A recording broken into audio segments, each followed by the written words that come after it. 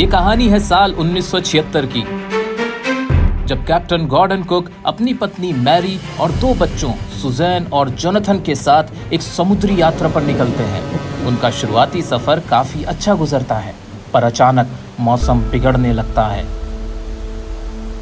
Oh no, मौसम तो खराब हो रहा है। और 2 जनवरी की शाम उनका जहाज एक भयंकर तूफान में फंस जाता है।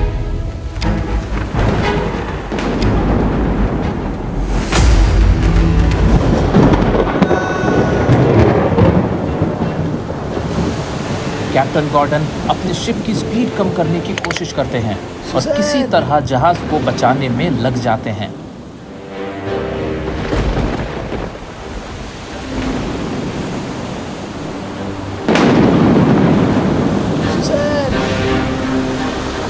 छह बजे करीब एक तेज लहर जहाज से आकर टकराती है, जिससे गॉर्डन कुक का सर व्हील में जाकर लगता है और वो शिप से बाहर पानी में गिर जाते हैं। उनकी पसलियां और दांत टूट चुके होते हैं और मुंह खून से भर जाता है। वो अपनी मौत का इंतज़ार करने लगते हैं। उन्हें लगता है कि वो अब नहीं बच पाएंगे और बेहोशी की हालत में जाने लगते हैं। उनका शिप वेव वॉकर उल्टा होने लगता है और डूबने के कगार पर होता है, पर तभी एक और तेज़ लहर आती है और जहाज़ को सीधा कर देती है। कैप्टन गॉर्डन कुक जैसे तैसे जहाज़ की ग्रिल को पकड़कर दोबारा शिप पर आते हैं। हम डूब रहे हैं और अपनी वाइफ से व्हील संभालने के लिए कहते हैं। व्हील संभालो। वो भागते दौड़ते कैबिन में जाकर अपने दोनों बच्चों को देखते हैं। बच्चों, तुम ठीक हो? हाँ, ठीक है। मेरे सर में चोट लगी है। इसके बाद गॉर्डन कुक अपने क्रूमैन लैरी और हर्ब के साथ मिलकर जहाज को बचाने की कोशिश में लग जाते हैं। उनके सारे उपकरण खराब हो चुके होते हैं, पर वो उम्मीद नहीं हारते और सारी रात जहाज में से पानी निकालने में लगे रहते हैं। 15 घंटे की मशक्कत के बाद वो जैसे तैसे सिचुएशन को कंट्रोल कर पाते हैं, पर 5 जनवरी के दिन मौसम फिर से खराब होने लगता है और तब जोनाथन अपने डैड के पास आके कहता है, डैड, क्या हम मरने वाले हैं? We are not ready to die if we all can be together. सू की आंखें सूजकर काली हो चुकी होती हैं और वो अपनी आंख के घाव अपने डैड को दिखाती है। तुमने मुझे बताया क्यों नहीं? आप सबको बचाने की कोशिश कर रहे थे। कैप्टन गॉर्डन कुक को लगने लगता है कि अब उनका अंत करीब है, पर कुछ देर बाद जॉन अपने डैड के पास आता है और कहता है, क्या मैं आपको हक कर सकता हूँ? हाँ, पर क्यों? क्योंकि आप इस दुनिया के सबसे अच्छे डैडी हैं और कैप्टन भी। जी हाँ, कैप्टन गॉर्डन कुक अपनी फैमिली के साथ एक आइलैंड पर पहुंच चुके होते हैं और इस तरह वो अपनी और अपने परिवार की जान बचाने में कामयाब हो जाते हैं।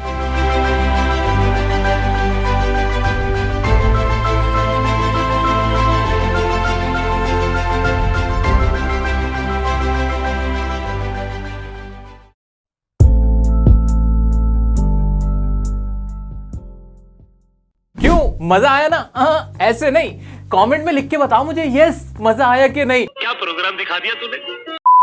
और मैं आपको बताने वाला हूं इस चैप्टर की पूरी समरी, साथ ही मैंने तरह तरह के नोट्स आपके लिए बनाए हैं। एक कंप्लीट लॉन्ग आंसर जिसकी मदद से आप इस चैप्टर से रिलेटेड हर क्वेश्चन को अटेम्प्ट कर सकते हो। साथ ही 10 सेकंड के नोट्स मैं आपके लिए लेके आया हूं। 10 सेकंड लगेंगे, वो नोट्स आप जैसे ही पढ़ोगे ना पूरे चैप्टर का आपको एक आइडिया हो जाएगा, एक रिवीजन हो जाएगा, बड़ा क्विक रिवीजन। आइए शुरू करते हैं कहानी। अरे सिर्फ सुनते जाओ, 10-15 मिनट में पूरा चैप्टर खत्म है। Yes yes yes yes. बहुत बड़ा चैप्टर है, दिखने में बहुत बड़ा है, लेकिन इतना ही मजेदार, इतना ही आसान है। आइए बात करते हैं इस चैप्टर की। भाई तो ये कहानी है 200 साल पुरानी किसी घटना पे। 200 साल क्यों भाई? 200 साल पहले, यानी 1976 से 200 साल पहले 1776 मान के चलते हैं हम। उस वक्त ना एक कैप्टन थे, शिप के कैप्टन होते ना, जेम्स कुक उनका नाम था। उन्होंने पूरी दुनिया का चक्कर लगाया था। अब ये वर्ल्ड रिकॉर्ड उन्होंने बना लिया था। अब होती है ना आदत हम लोगों की कि कॉपी करना है, हमें भी वही रिकॉर्ड बनाना है। तो भाई एक और कैप्टन आया जिनका नाम था कैप्टन गॉर्डन कुक। अब उन्होंने कहा कि भाई मैं भी ये वर्ल्ड रिकॉर्ड बनाऊंगा। और अपनी वाइफ जिनका नाम था मैरी, मैरी से इन्होंने मैरिज कर ली थी भाई। तो मैरी के साथ गॉर्डन कुक ने फैसला किया कि अपने पूरे परिवार को लेके ना हम भी ऐसा ही एक वॉयज पे निकलेंगे, यानी एक समुद्री यात्रा पे निकलेंगे, ऐसा ही हम चक्कर लगाएंगे, ये इन्होंने फैसला किया। तो हमारे कैरेक्टर कौन कौन से कैरेक्टर, वैसे तो आपको समझ में आ ही चुका है पूरा चैप्टर, नहीं तो सब फॉर्मेलिटी कर रहा हूं अब मैं।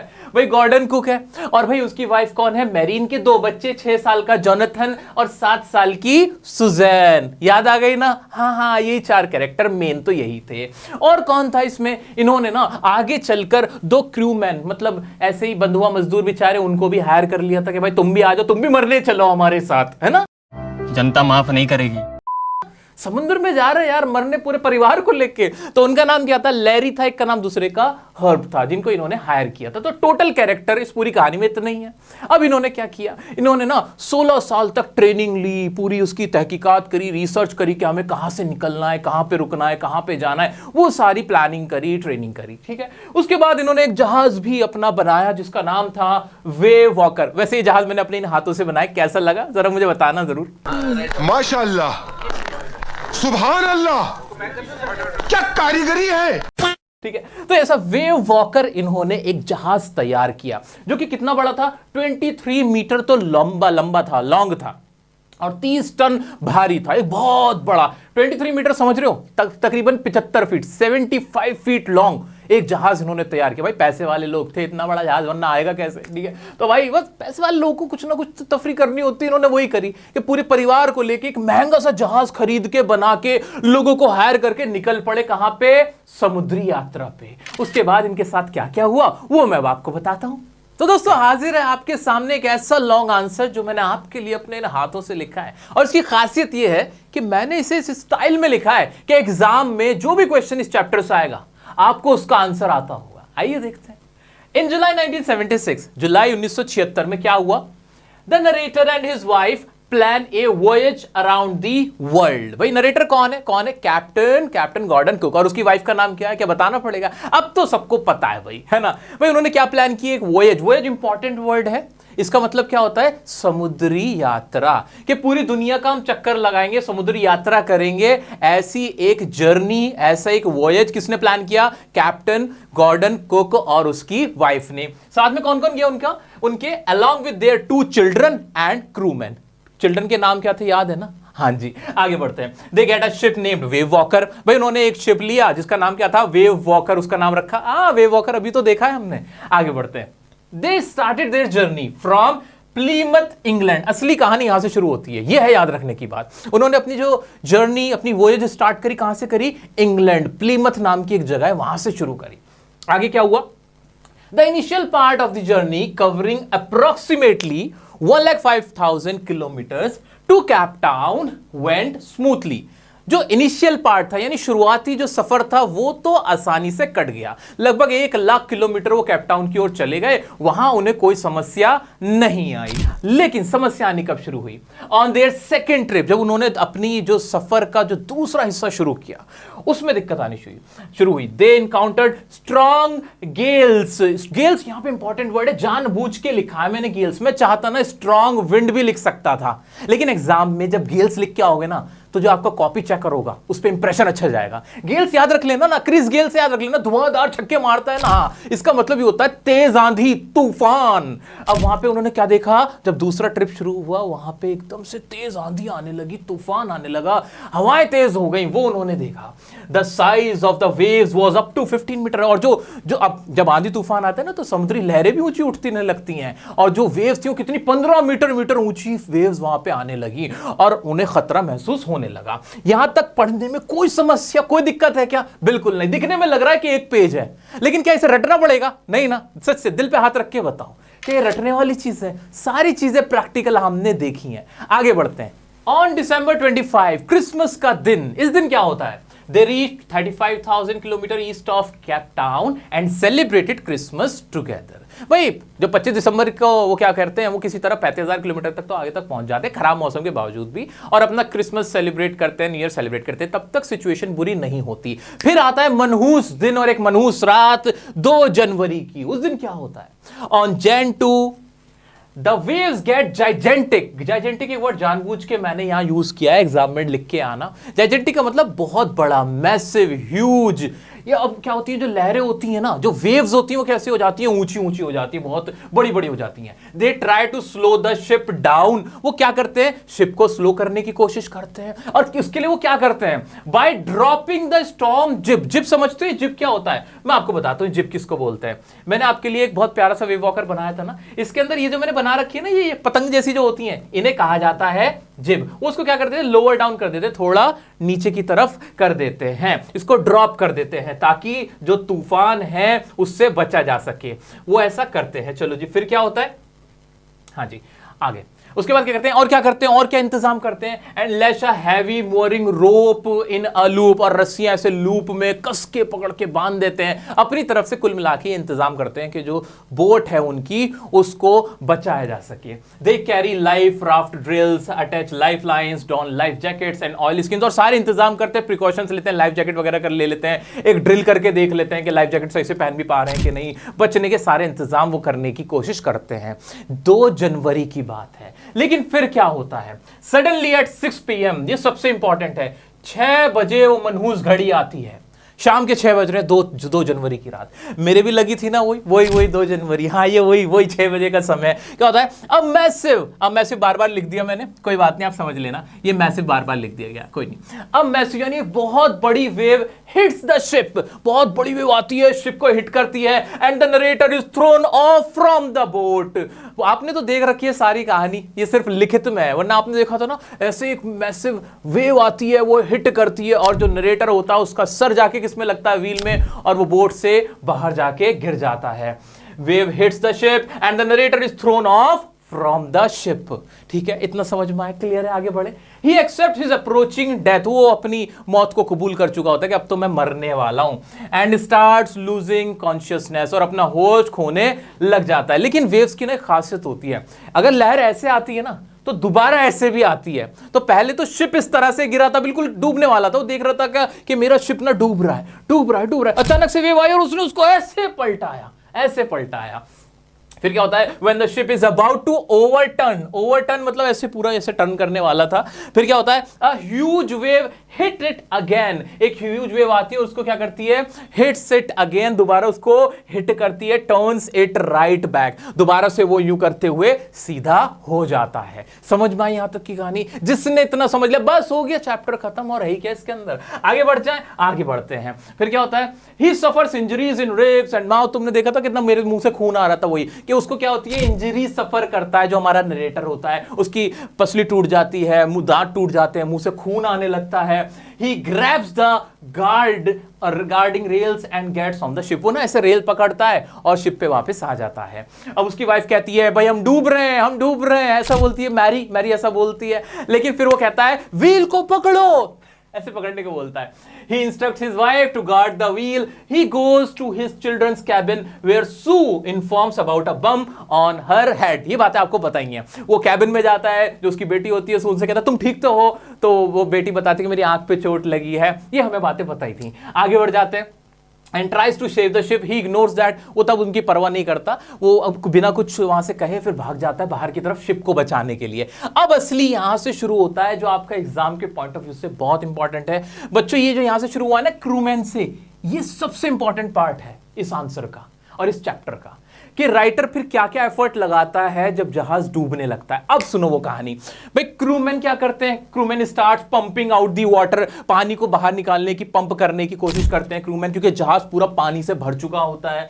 डज वाटर प्रूफिंग करते हैं ऑन द गैपिंग होल्स के अंदर, जो छेद बन जाते हैं ना, उनमें वाटर प्रूफिंग करते हैं। उन्हें उनके अंदर कुछ कपड़े अपड़ा कुछ लगाते हैं कि किसी तरह उसको भर दिया जाए। हैंड पंप गेट्स ब्लॉक, जो उनके हैंड पंप होते हैं वो ब्लॉक हो चुके होते हैं। जो इलेक्ट्रिक पंप होते हैं उनको शॉर्ट सर्किट हो चुका होता है। तो फिर इस तरह से वो कोशिश करते रहते हैं। Electric pump gets short circuited, finds a spare electric pump and connected to drain the water. एक पुराना कोई बचा हुआ पंप है, उसे मिलता है राइटर को, वो उसको इस्तेमाल करके पानी को बाहर निकालने की कोशिश करता है।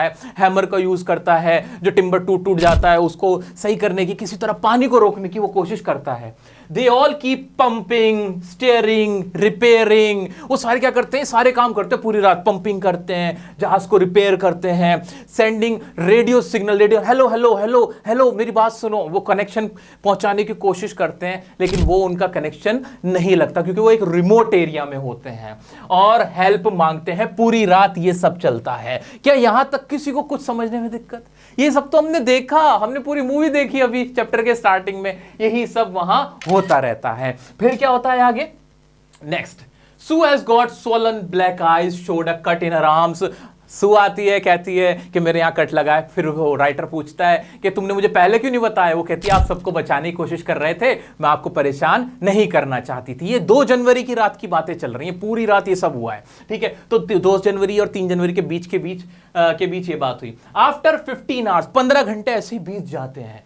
The situation gets under control, situation थोड़ी कंट्रोल में आती है, थोड़ा बहुत ही पानी बचा होता है जहाज के ऊपर। फिर क्या होता है? The ship is in bad condition, जो शिप है वो बुरी कंडीशन में, यानी टूट फूट गया है ना वो। सो दे डिसाइड, वो फैसला करते हैं टू रीच नियरेस्ट आइलैंड, कि वो नियरेस्ट जो आसपास में सबसे करीब में जो आइलैंड मिल जाएगा वो वहां पर पहुंच जाएंगे। अब डायरेक्ट ऑस्ट्रेलिया जो उनको जाना था वो वहां नहीं जाएंगे। और नियरेस्ट आइलैंड कौन सा होता है? Isle Amsterdam, a French scientific base. एक फ्रेंच साइंटिफिक बेस होता है जिसका नाम होता है आइल एम्स्टर्डम। उस आइलैंड पे वो जाने की कोशिश करते हैं। ऑन Jan 4 एक और इंपॉर्टेंट डेट आ गई है दोस्तों। अब 2 जनवरी को एक काला दिन, काली रात आई थी, उसके बाद 4 जनवरी पे आ गए हम, यानी 2 दिन बीत चुके हैं। फिर क्या हो रहा है? They eat their first meal, some corn beef and crackers. भाई 2 दिन बाद बेचारों को खाना नसीब होता है, वो क्या खाते हैं? कॉर्न बीफ और कुछ क्रैकर्स वो लोग खाते हैं। But soon black clouds gather and weather gets deteriorated। भाई दोबारा से वो ब्लैक क्लाउड्स आए थे, काले बादल, हम तुम्हारा पीछा नहीं छोड़ेंगे, और वो दोबारा आके खड़े हो जाते हैं। और ऐसा कब होता है? ये जो बट सून जो वर्ड यूज हुआ ना, यानी Jan 5 की बात है। ये कब की बात है? 5 जनवरी की बात है। 4 जनवरी को अपना वो पहला मील खाते हैं 2 दिन के बाद, और उसके बाद 5 जनवरी को अगले ही दिन दोबारा से काले बादल उमड़कर आ जाते हैं। फिर क्या होता है? स्टीयर तक आ जाते हैं, आगे बढ़ते हैं। ही आस्क्ड लैरी, जो नरेटर होता है ना, वो लैरी से कहता है कि भाई जो तुम ना 185 डिग्री की तरफ मोड़ लो जहाज को, वो ऐसा कहता है। अब उनको अपनी डेथ नजर आने लगती है, ऐसा कह के वो चला तो जाता है, लेकिन वो ना अपनी पत्नी के हाथ में हाथ रख के ऐसे कहता है कि मैं तुमसे बहुत प्यार करता हूँ। उन्हें पता होता है कि वो नहीं बचेंगे। उसकी बेटी कार्ड्स के साथ खेल रही है तो उसके पास आती है, लोग हंसते हैं, मतलब उनको अपना एंड क्लियरली दिख रहा होता है, क्योंकि उसे नहीं पता होता कि 185 डिग्री के बाद क्या वो आइलैंड आ भी जाएगा कि नहीं। वो तो ऐसे तुक्का ही मार रहा होता है, अपनी एक कैलकुलेशन, एक अपना 6th सेंस लगा रहा होता है। वो बिल्कुल अप्रोक्सीमेशन के बेस पे जा रहा होता है, उसे नहीं पता होता कि वो कहाँ जा रहे हैं। उन्हें लगता है जहाज इस लायक है नहीं, ये थोड़ी बहुत और आंधी तूफान आएगा, पलट जाएगा, हम मर जाएंगे, ठीक है। तो वो बस उसको कह के लैरी को कि भाई 185 डिग्री पे मोड़ लियो। वो खुद अपने बच्चों में, अपनी बीवी के पास बैठता है, वक्त बिताता है, जहाँ पे उसके बच्चे भी उसके साथ थोड़ा बहुत खेलते हैं। उसका बेटा उसके पास आके कहता है कि डैडी क्या हम मरने वाले हैं? तो वो कहता है कि अगर हम एक साथ हैं ना तो कोई बात नहीं, मुझे मौत से भी डर नहीं लगता। ये सारी बातें हो रही होती है, पत्नी का हाथ लेके बैठा होता है साथ में। फिर क्या होता है? वो सोने चला जाता है, ये करके ना वो सोने चला जाता है। His son came and informed him that they have reached the island। और उसका बेटा आता है, फिर उससे कहता है ना कि पापा कैन आई हग यू, क्या मैं आपको हग कर सकता हूँ? कहता है क्यों? तो कहता है क्योंकि आप इस दुनिया के बेस्ट डैडी हैं और कैप्टन भी, because we have reached the island. हम कहां पे आ गए हैं? आइलैंड पे आ गए हैं। और वो अपने पिता को बेस्ट डैडी और कैप्टन कहता है। इस तरह से अपने डिटर्मिनेशन से, अपनी फाइट से, अपने स्ट्रगल से, अपने ऑप्टिमिज्म से, अपनी यूनिटी के बेस पे वो लोग डेथ से फाइट करते हैं ना, अल्टीमेटली कॉन्कर करते हैं एक ऐसी जर्नी जो कि इम्पॉसिबल नजर आ रही थी। दोस्तों बस this is the end of the chapter. पूरी कहानी पता भी नहीं चली और खत्म हो गई मजे मजे में। क्या इनमें कोई भी वर्ड मुश्किल लग रहा था? नहीं ना, बहुत इजी था कि नहीं? और इजी बनाता हूं ना, रुको और इजी बताता हूं। सिर्फ ये डेट्स याद रख लेना, देखो तुम्हें सब याद रह जाएगा। 2 जनवरी का दिन मनहूस दिन था, शिप पलट गया। 4 जनवरी का दिन फाइनली पहली बार 2 दिन में खाना खाया। 5 जनवरी का दिन वेदर फिर खराब हो गया, और 6 जनवरी के दिन वो लोग आइलैंड पर पहुंच गए। समझ में आया? ये डेट्स आपको याद रहेंगी ना, एग्जाम में लिख के आओगे, इन्हीं के नंबर हैं। और रुको 10 सेकंड में और रिवीजन करा देता हूं, points to remember this chapter. पूरा चैप्टर लर्न रहेगा अगर इन पॉइंट्स को एक बार माइंड में घुमा लोगे। आओ देखते हैं। पहला, इन जुलाई 1976 दे प्लान ए वॉयज। भाई 1976 में एक प्लान करते हैं वॉयज का। On 25 December rough weather celebrated Christmas. Weather थोड़ा रफ होता है लेकिन वो क्रिसमस को सेलिब्रेट करते हैं। 2 जनवरी का दिन आता है, स्टॉर्म और वेव्स हिट कर देती हैं शिप को। सारी कहानी वहां से शुरू होती है। दे गेट इंजर्ड, स्ट्रगल्ड, वो सारी चीजें होती हैं। वाटर को पंप करते हैं, बाहर निकालते हैं, रिपेयरिंग, स्टीयरिंग, याद आ रहा है ना, है ना, क्या करते हैं, कनेक्टिंग सिग्नल्स, वो सारी चीजें करते हैं, रेडियो सिग्नल तक कनेक्ट करने की कोशिश करते हैं। ये सारा काम पूरी रात चलता है। Gen 4 का सिचुएशन गेट्स अंडर कंट्रोल हो जाती है। Gen 5 को वेदर डिटेरिएटेड अगेन होता है और Gen 6 को दे रीच द आइलैंड। ये पूरा हमारा चैप्टर सिर्फ इन 5-6 पॉइंट्स में आपको मैंने समाकर दे दिया है। क्या बात है सर, क्या बात है सर, क्या बात, ये बात है। आइए अब देखते हैं इसके क्वेश्चंस। क्या एग्जाम में क्वेश्चन पूछे जाते हैं और क्या अब हमें उनके आंसर आते हैं कि नहीं। दोस्तों क्वेश्चन कराने से पहले मैंने कुछ वर्ड्स आपके लिए लिखे हैं कि एग्जाम में अगर कॉम्पिटेंसी बेस्ड क्वेश्चन आ जाए या कोई एडवांस इससे क्वेश्चन आ जाए जो डायरेक्ट चैप्टर से ना हो लेकिन चैप्टर को बेस बनाकर आपसे पूछ ले। जैसे कि आपसे पूछ सकते हैं कि ऑप्टिमिज्म का क्या रोल होता है, या बताओ उन्होंने जो जीत हासिल करी मौत के ऊपर तो कैसे कर ली। तो कुछ ऐसे वर्ड्स है, फॉर एग्जांपल ऑप्टिमिज्म से बड़ी हेल्प हुई, पॉजिटिव एटीट्यूड रखा उन्होंने, है ना, होप नहीं खोई उन्होंने, हैजर्डस एक्सपीरियंस था उनके लिए बट उन्होंने उसके लिए फाइट करी, उसके साथ फाइट करी, उसके अगेंस्ट फाइट करी। नेवर गिव अप एटीट्यूड हमें इस चैप्टर से सीखने को मिलता है। फाइट विद डेथ, ये हमारा पूरा चैप्टर का एक आई वुड से क्रक्स है कि उन्होंने एक मौत से जंग लड़ी थी। सेल्फ कॉन्फिडेंस रखा उन्होंने करेज दिखाया, बच्चों ने भी करेज दिखाया, पेशेंस शो किया, घबराए नहीं, पानी में डूब के नहीं मर गए, ठीक है। टीम वर्क था, यूनिटी थी उन सब में, किसी ने किसी को ब्लेम नहीं किया। तो ये सारे वो वर्ड है, इंपॉर्टेंट वर्ड है, इनको ध्यान से देख लो, घोल के पी जाओ। जो एग्जाम में अगर कोई ऐसा अटपटा सा भी क्वेश्चन आएगा ना, वो भी मेरे बच्चों तुम अटेम्प्ट कर सकते हो। अब देखते हैं क्वेश्चन। माइंड में बस लॉन्ग आंसर जो मैंने आपको कराया ना वो रखना है, फिर आप सब क्वेश्चन के आंसर इजीली कर पाओगे। क्वेश्चन है, who was the narrator, what adventurous task did he take on. Narrator कौन था, क्या पता नहीं, कैप्टन गॉर्डन कुक था। और उसने क्या टास्क लिया था, उसने एक वॉयज प्लान किया था अपनी फैमिली के साथ, एक वॉयज था अराउंड दी वर्ल्ड करने का। हाँ जी पता है हमें। How did they prepare for this wondrous task, भाई उन्होंने ये टास्क प्रिपेयर करने के लिए क्या किया, भाई 16 ईयर्स लगाए थे, जो अपना फ्री का टाइम होता था वो इसकी प्रिपरेशन में लगाते थे, वेव वॉकर बनाया, भाई ये सारी चीजें उन्होंने की थी। नेक्स्ट है, how many people were there in the boat, क्या आपको पता नहीं कितने लोग थे, 2 बीवी, आई मीन टू से एक बीवी, एक पति, उनके 2 बच्चे और 2 क्रूमैन, ठीक है। नेक्स्ट देखते हैं, what was the first indicator of rough weather. Rough weather का फर्स्ट इंडिकेटर क्या था, भाई वहां पे स्ट्रॉन्ग विंड्स आने थे, गेल्स आने शुरू हो गए थे, वेदर इस तरह से रफ होना शुरू हो गया। तो सिंपल से क्वेश्चन थे, मुश्किल भी हो सकते हैं। What ordeal awaited them on 2 January, 2 जनवरी की मनहूस रात को क्या हुआ था या दिन को क्या हुआ था, वो सारा मैंने आपको कराए रखा है। लॉन्ग आंसर पूरा का पूरा डिट्टो जो मैंने अंडरलाइन की हुई है ना, लाइन अंडरलाइन कह लो या हाईलाइट किया हुआ है ना, 2 जनवरी का दिन ये रहा, कहां गया भैया, ये रहा, ये पूरी लाइन लिख के डिट्टो आ जाना। और इतनी इजी लैंग्वेज में ना तुम्हें कुछ भूलने की भी जरूरत नहीं पड़ेगी, चाह के भी नहीं भूल पाओगे। आ जाओ आगे बढ़ते हैं, नेक्स्ट देख लेते हैं। हाँ, What measures did they take to counter this ordeal situation? भाई जब वो सब कुछ तूफान आया, उनका जहाज डूबने लगा, उन्होंने क्या क्या किया, अरे वही करा, रस्सी खींची और पंपिंग किया, स्टीयरिंग किया, रिपेयरिंग किया, वो सारी चीजें आपको याद रखनी है दोस्तों। तो ये तो कुछ क्वेश्चन थे जो मैंने आपके सामने सॉल्व करने की कोशिश करी, जो कि बहुत ईजी थे, जिनको मैंने आंसर करने की कोशिश करी। अब आपकी बारी, आप ट्राई कीजिए, जितने भी क्वेश्चन आपके प्रीवियस ईयर के आपको मिलते हैं, बुक के मिलते हैं, इधर के मिलते हैं, उधर के, उनको आंसर करने की कोशिश करना। देखो अब आपको हर क्वेश्चन का आंसर मिल जाएगा, ऐसी मेरी आशा है, उम्मीद है, मैं कॉन्फिडेंट हूं इस चीज को लेके कि आपको ये चैप्टर बहुत पसंद आया होगा, समझ में आया होगा। पसंद आया तो लाइक किए बिना मत जाइएगा, और कोई भी डाउट आता है इंस्टाग्राम पे मुझसे पूछ सकते हो। और एग्जाम से पहले, फाइनल एग्जाम से पहले आपकी लाइव रिवीजन क्लास में तो मैं हाजिर रहूंगा ही, और इस चैप्टर को दोबारा से एक बार फिर से करेंगे। तब तक के लिए खुश रहें, स्वस्थ रहें, और कौन सा चैप्टर चाहिए, कौन से टॉपिक पे वीडियो चाहिए, मुझे कॉमेंट भर के बता दे। मिलते हैं नेक्स्ट वीडियो में नेक्स्ट टॉपिक के साथ, तब तक के लिए बने रहें डियर सर के साथ। Love you all.